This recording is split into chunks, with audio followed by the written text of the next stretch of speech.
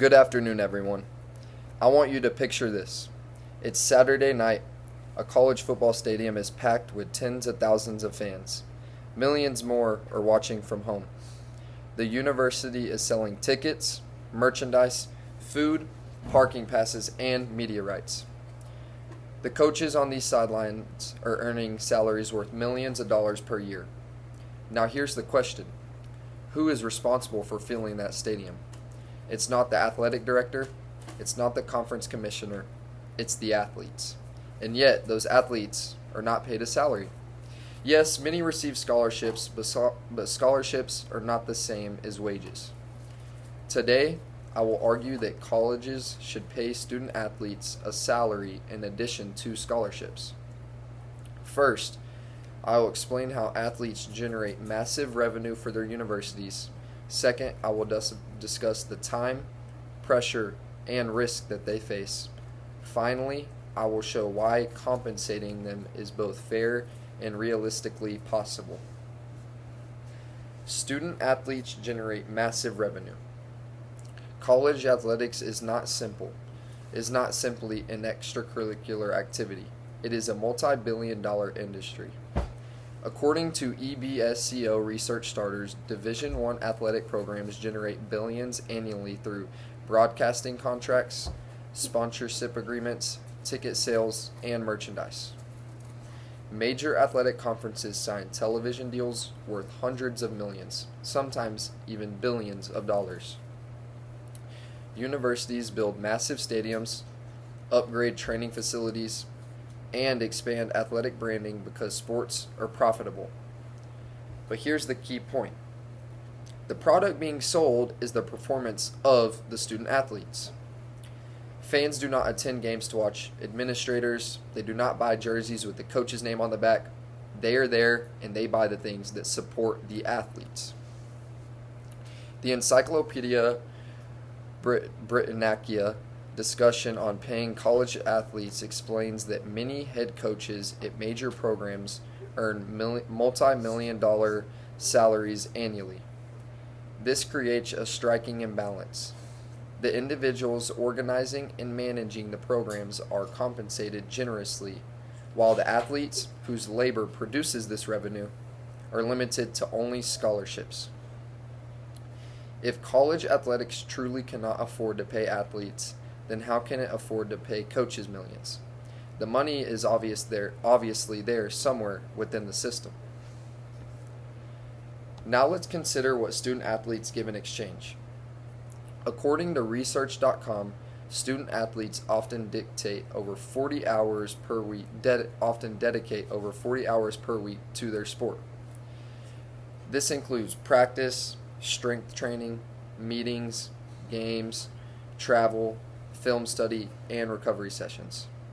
That schedule resembles that of a full-time job. Now imagine doing that while also attending classes, studying, completing assignments, and preparing for exams. This extreme time commitment limits athletes' ability to hold part-time jobs. While some scholarships cover tuition, they do not always cover full cost of living expenses, family support, transportation, or personal needs. In addition to time pressure, athletes face physical risk within their sports. The California Learning Resource Network explains that athletes, particularly in contact sports, face risks such as concussions, torn ligaments, and long-term physical damage. Some injuries may impact future earning potential. Unlike most students, athletes put their physical health on the line for their universities. These athletes sacrifice time, they sacrifice energy, and they risk injury. Yet they are not compensated beyond scholarships that many argue do not reflect their true value. This brings us to the issue of fairness.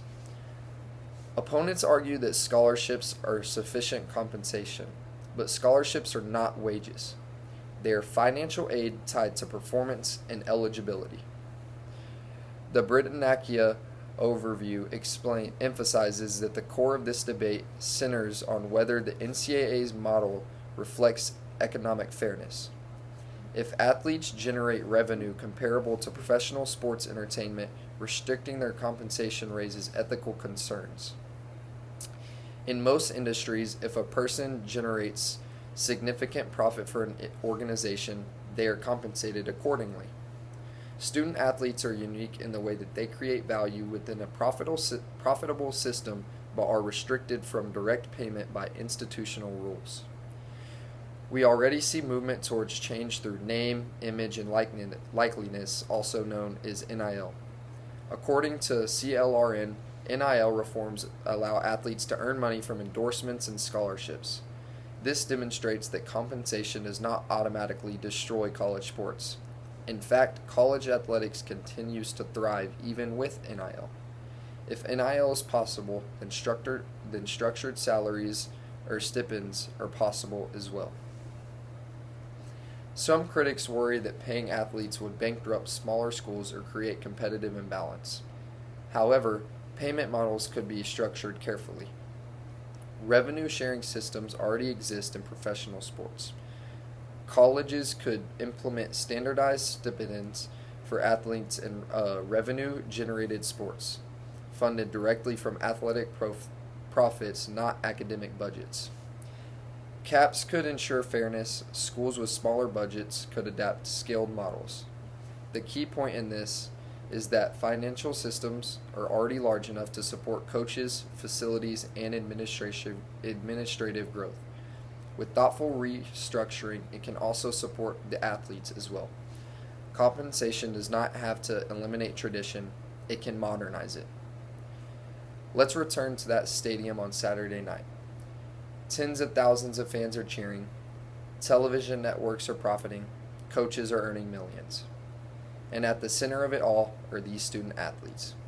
Young adults balancing academics, physical risk, and enormous time commitments.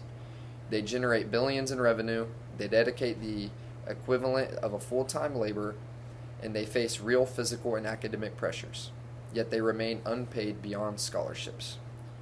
Colleges should pay student athletes a salary because they generate substantial revenue, face demanding schedules, and deserve fair compensation within a system that profits from their performance. As students and fans, we should support policies that reflect fairness and recognize the true value of the athletes we cheer for. Because without the athletes, there is no game. Thank you.